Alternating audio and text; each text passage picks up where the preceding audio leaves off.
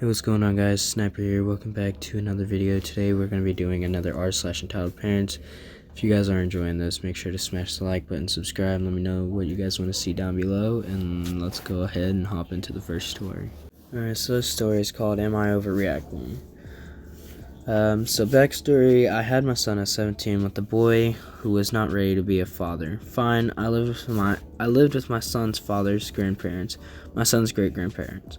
By the time, because my parents were divorcing and they had space for us, it was all well and good until my son was about 1, and I met my now fiance. We started to do things as family, and the great-grandparents started to get mad that the baby wasn't with them as much.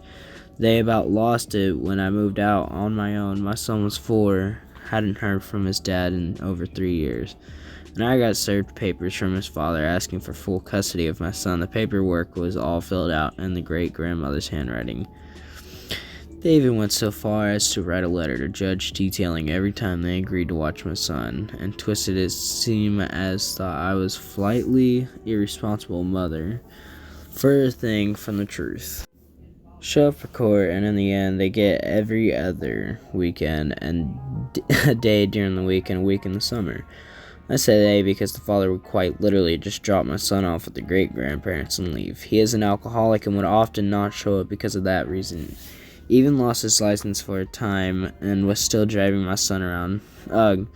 They would try to manipulate my son, who was 4.5 years old at the time, into thinking I was the bad guy, because they would wait until the last second before pickup, get him involved in an art project, or bring out a big new shiny toy, and I would have to tell my son we can't stay and play, or take it with us because we had a small apartment. He'd cry and they would comfort him. This went on for some years until the pandemic hit. My son was then 9.5 years old, and my son's father up and fucked off again. The great-grandmother herself suggested my son not to be around his father at the time because his father was/is not taking precautions to be safe. He hasn't even texted me asking about my son since May 2020. However, the great-grandparents have wanted to see my son, who is now 13, and I was allowing it for a time. These people just show over and over that their complete lack of respect for me as a parent. We would establish a time for the visit, and I would ask my son to come home at a certain time. They would wait till the last possible moment and call me to say that they started a movie and would be late, or ask if we could spend the night, and if I said no, they would be like, "Your mom said you can't stay for more fun." She would text him and make these plans and then not ask me until the last minute, and when we had plans already, it would be the same deal. I asked them to ask me first, not my son with plans. They then talked about a birthday party for a cousin in front of my son, so that it was my son asking me about it.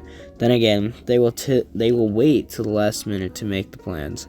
I tell them we as a family with a child too young to be vaccinated, my daughter, are avoiding large crowds. They take my son to the mall at peak Christmas.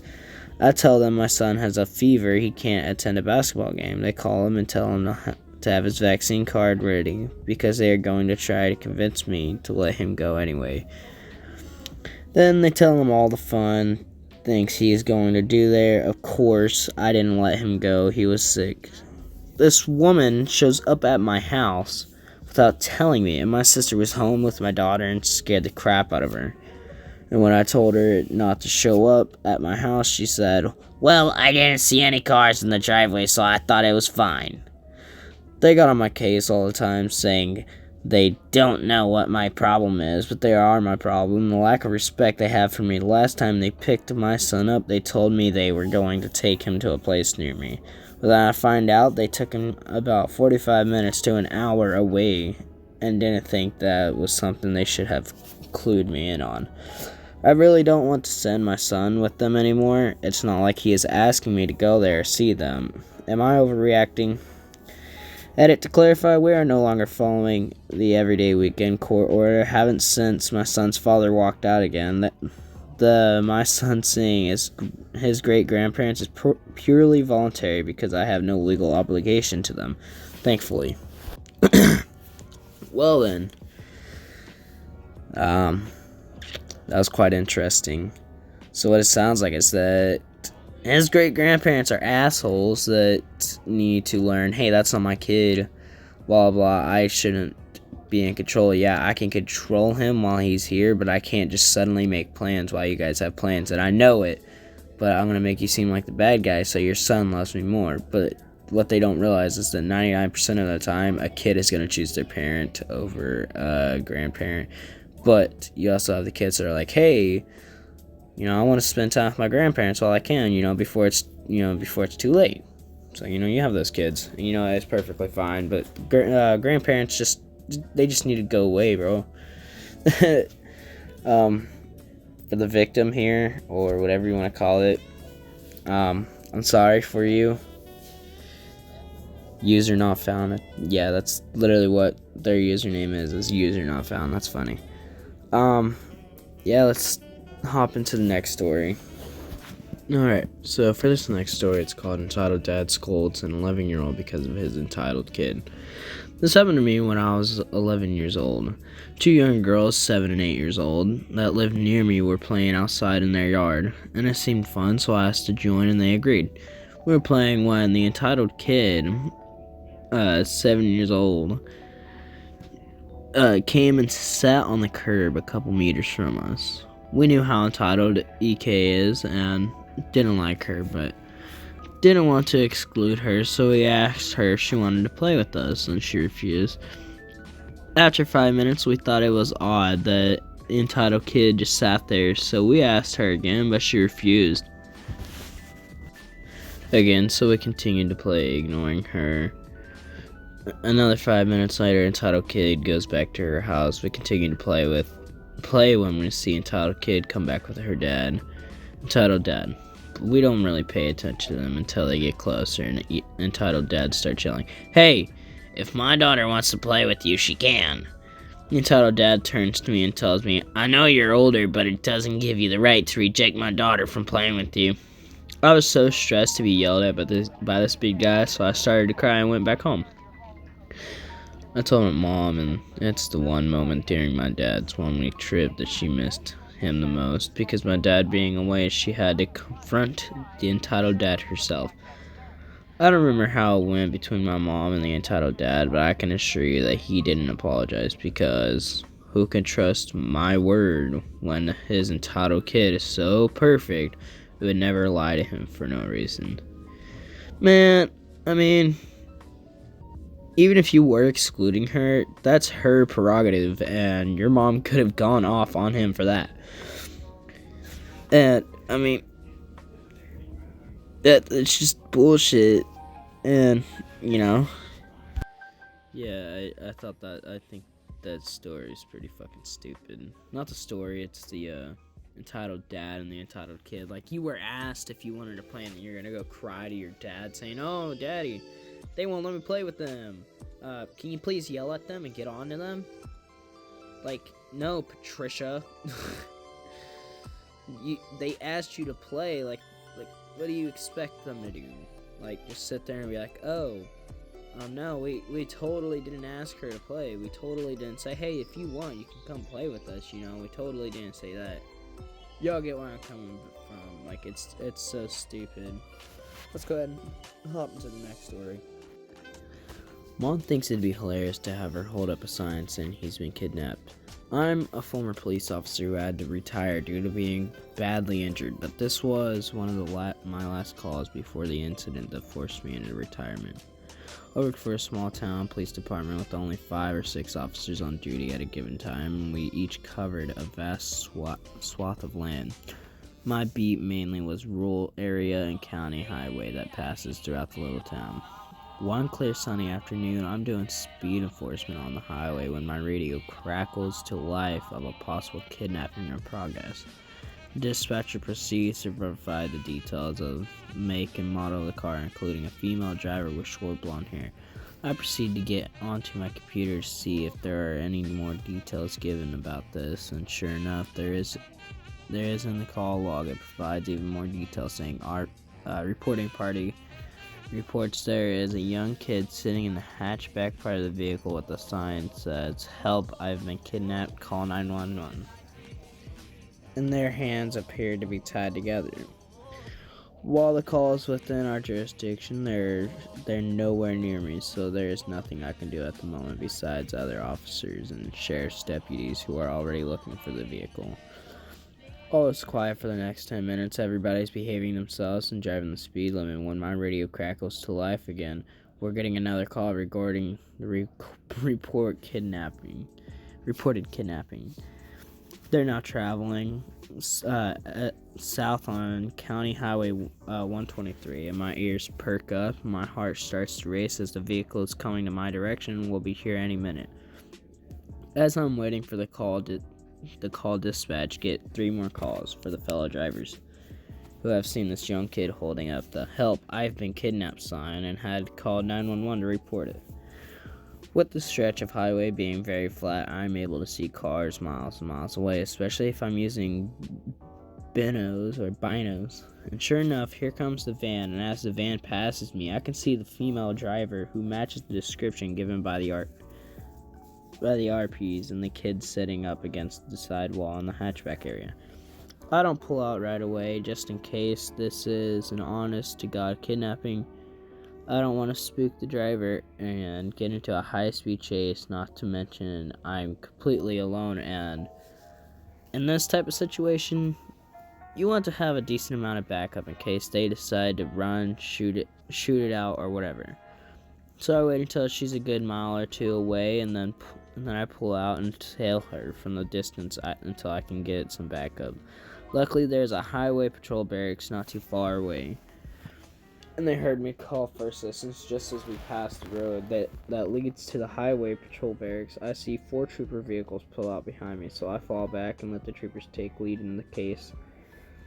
This turned into a chase. They'd already be in position. While we're getting into position to stop the van, we're talking about how we're going to approach the situation. Are we going to do a soft traffic stop and proceed as a regular traffic stop and just pull the driver out of the vehicle, or are we going to do a full felony stop? We decided to do a full felony stop, so we spread out across all 4 lanes of traffic and all turn out lights and blip our sirens at the same time. The female doesn't pull over to the side of the highway and in the breakdown lane, but instead slammed on the brakes and stops in the middle of the highway. We all position our vehicles to give us the maximum amount of coverage in case of a gunfight, then get out with weapons drawn while ordering the female driver out of the vehicle. We should have known something was up when, as soon as she got out of the vehicle, she started screaming, "It was a fucking joke." But right now, we're not too interested in what she has to say. The point man keeps telling her to keep walking backward until we tell her to stop and then get down on the ground. She complies and she's cuffed.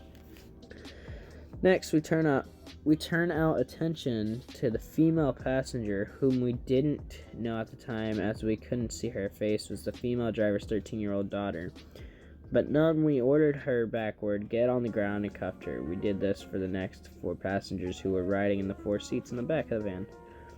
Once we get out, all perceived threats out of the vehicle and secured 2 troopers went up to clear the vehicle while another trooper and myself rescued the young boy who was bawling from the hatchback and put him in the back of one of our vehicles to get him away from his perceived kidnappers. Whole time, mind you, the driver in front, female passengers, kept yelling, "It's a joke, he's my son/brother. I can't believe you guys." So after securing everybody in separate vehicles, we started to get to the bottom of the situation. The first person we talked to is the young boy, who has since calmed down after the female trooper got him a stuffed dinosaur and a snack and began to start asking him questions. This is when we learned the whole thing was the female driver's and her daughter's sick idea of a funny prank. Since the van was full and they decided to put the young kid in the hatchback, they thought it would be funny to make a sign saying, "Help, I've been kidnapped," and have the young boy hold it up while someone else in the van recorded the reaction of other drivers after they read the sign. Apparently, they've been doing it all day and just didn't get caught until they reached my area. After talking to the other passengers who were all under the age of 16, I learned it was mainly the idea of the mother and teen daughter. And after some discussion with the county DA on how it should be handled, we were told to kick the 4 teenagers in the back loose with no charges, to write the teenage daughter juvenile equivalents of a ticket for inducing panic, and last but not least saved, the best for mom. I opened the back door of my vehicle so I could talk to the mom. As soon as I did, she started to get out of the vehicle. When I told her to stay put, she said, "Why? Don't you need to take the handcuffs off me so I can sign the ticket you're going to give me, right?" I said, "It's not quite that simple. I'm afraid you're in a bit more trouble than a simple ticket. You're going to be charged with several felonies." This is when she lost it and started screaming over and over again, "It was a fucking joke. I can't believe nobody can take a fucking joke anymore. It was a joke. Nope. Now uncuff me or I am going to have my husband sue you for unlawful detention." I proceeded to read her Miranda warning. All the while she started sobbing with no tears, I might add, while muttering, "It was a fucking joke." After I finished with her Miranda warning, I asked her if she was willing to talk to me. She told me to fuck off. I did just that and shut the door and let her wait for the transport vehicle. By this time, the husband and father had shown up at the scene to collect his kids in the vehicle and was filled in on the situation. He could do is shake his head and say, "This isn't the first time she done stupid crap like this before. It's just the first time she's been caught, and I've warned her in the past not to do it because I knew it would end up in a situation like this." After about 10 minutes, the transport van showed up and took her away, and I went back to a quiet afternoon of catching speeders. The female driver was charged with the following: 7 counts of inducing panic, all misdemeanor, 6 counts of felony child endangerment, 1 for each kid she had in the vehicle. Reason it was a felony is that her actions put her children's life in danger by forcing us to do a felony stop over a prank/joke. 1 count of unrestrained child. She decided to put her 6-year-old son in the hatchback of the van because they didn't have any room up front. While none of those kids should have been back there, I'd rather one of the older kids instead of 6-year-old. The reason why? Because the other boys were too tall and wouldn't have been comfortable back there. Well then, I just gotta say, imagine how many potential car accidents she could have caused by encouraging her son to startle people with that kidnapping sign. Not to mention what could have happened if she had crashed during the emergency stop when the police pulled her over, especially since her 6-year-old was not even buckled in the vehicle. I mean, am I wrong? I mean, for one, she's a complete moron. It's the fact that her husband even warned her, saying, "Hey, don't do this, you're going to get caught." And she said, "No, I won't. I'm smart. I'm big brain. I never get caught." Bitch, what happened then? Huh? What happened to you? You got caught. I swear. You have the idiots of the world. This isn't really an entitled parent, in my opinion, but I guess in a way it could be, but not really an entitled parent. But let's go ahead and hop you guys into the next story. Alright, so this one's called "No, You Can't Touch My Dog." Sadly, this isn't the first time this happened. My girlfriend and I got a dog since we moved in together. Since we both don't like to buy from breeders, we got him from the local animal shelter. Our doggo we called Ragnar, like the Ragnar Lodbrok. We both love the show Vikings. Ragnar is a good boy. He's pretty trained. He's potty trained now, and he loves me and my girlfriend. Ragnar is a German Shepherd / Border Collie mix. We got him full grown, and the shelter guessed he's between 1.5 to 3 years old. So he's a young doggo. But like many rescues, Ragnar isn't the best with meeting new people. He needs some time getting used to people, so we have a yellow ribbon on our leash. In Germany, a yellow ribbon means stay away. So today I went walkies with Ragnar. Such a weird way to say that. Because my girlfriend was at work. Whenever I was walking with him, I never go to the dog park or the popular park in my city because of people. As I walked, I saw a child running towards me and Ragnar. Ragnar got into a defensive stand, and I raised my voice to stop the kid. It didn't work. I then yelled at him to stop and do not touch my dog. Apparently, this was a mistake.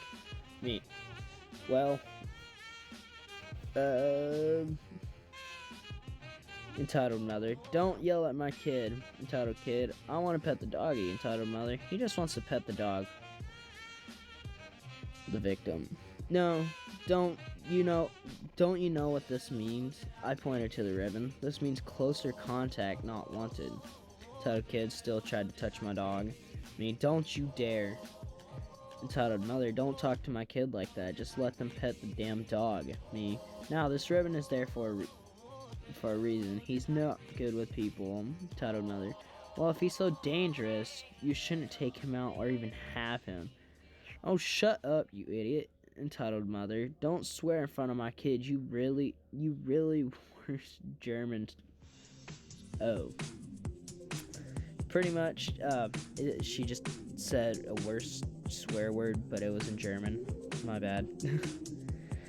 After that, it was over for me, and I just passed her and her kid. Her kid, a maybe 5-year-old boy, threw a tantrum because he couldn't pet my dog. I just walked away. Ragnar got a treat because he was a really quiet and good boy during this whole thing. He went home, and I can't wait to tell the story to my girlfriend when she comes home from her hospital shift. We're both nurses. Don't run up to dogs, kids, yellow ribbon or not. Look, they got a point, man. Kids don't understand the fact. Hey, well, I didn't even know that a yellow ribbon in Germany means not friendly, but I don't know where they're at. I don't know if I said it in the story. I don't remember. I have really bad memory. But that's not the point. Whenever someone says, hey, you can't pet my dog, yeah, you can be upset about it, but don't cry about it and don't get mad. Don't get your stupid ass entitled mother into it. Like, you guys just seem like a bunch of freaking jackasses. And I just don't see the point. To the guy, he played it very cool. Well, he played it cool, but I feel like he could have done better on being cool. But he did stand his ground. He said, hey, you guys can't pet my dog. I'd like you guys to stop. But they don't listen. So, you know, I honestly don't blame him. I don't blame him for being annoyed by them. So let's go ahead and hop into the next story. So this story is called Entitled Parent Wants to Steal a Switch from a Church. My friend and I used to go to the same church. However, I left a number of years ago due to it turning more into a mega church and stuff with the pastor's decisions not being honored by the other big heads. Lots of controversy there, but it became a breeding ground for the Karen and entitled parent mindset. The church was split into 3 areas: kids, teens, and adults. Kids and teens were on opposite sides of the building, with the adult section in the middle. Now the kids section was for young kids. You'd sometimes see them in the teen section before service, all trying to sneak down the a Wii U, PS3, and a separate storage. They had 2 TVs, one for the PS4, PS3, and Switch, while the other was for the Switch. People could play them before and after service, but were turned off during service, or maybe paused if it was mid-match. There's a one for one kid, entitled kid, to go to the teen area to play on the closet. Really shouldn't have. His entitled mom was a friend of usual church. She's not supposed to church at all. One of those. I don't go to church really, but I'm still spiritual. She'd wait till the last second to take me to the kids section because she couldn't walk forcing the teamwork and she found her and get her to see me. Church by this one had just ended and had a kid had playing his brother in the kids section. Mommy could play on the Switch according to the parents. The oldest one would be the best Fortnite player. She was playing Fortnite. No one else could be on the Switch. The team pastor was the same. But put up with this kid for too long. The kid died in a game and the pastor asked him to go find Tom. Until the kid started feeling sad because one of the players played in another game while letting the he got shot while he died again. He was still at falling. That's when entitled mother finally arrived. Time. And from the cafe, she starts yelling at the pastor.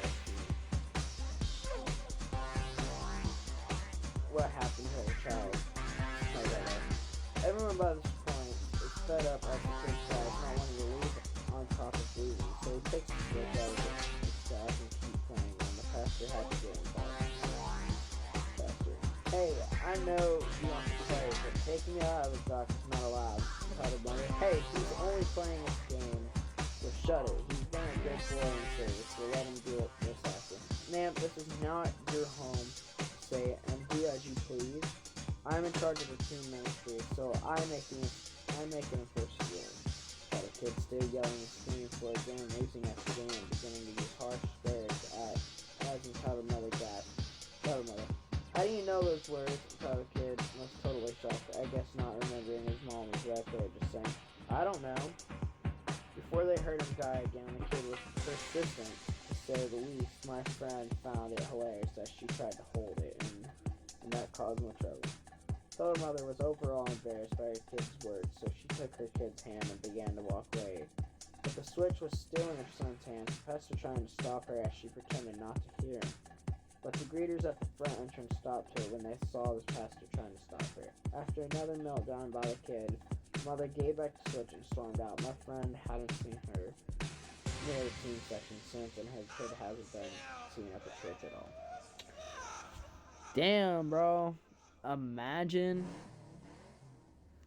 like, that kid sounds like a complete asshole. Like, I cannot even begin to tell you the amount of entitled parents and kids I have had to deal with during the pandemic. Trying to take my switch or trying to guilt me into giving it to them. A few times I had to get the police involved. It's absolutely freaking ridiculous. Like, it actually is. It's annoying. Either that or I put my phone down for a few seconds and their kid would be like, oh, I'm gonna take it and watch YouTube on it. Point is that your kid's an asshole. Mother doesn't seem to really give a shit. She seems to only care about herself until she gets embarrassed and she's like, oh, I'm in the wrong. I'm going to go. My kid will not be back here. I am sorry for this happening. I don't even know if she said sorry, but you guys get it.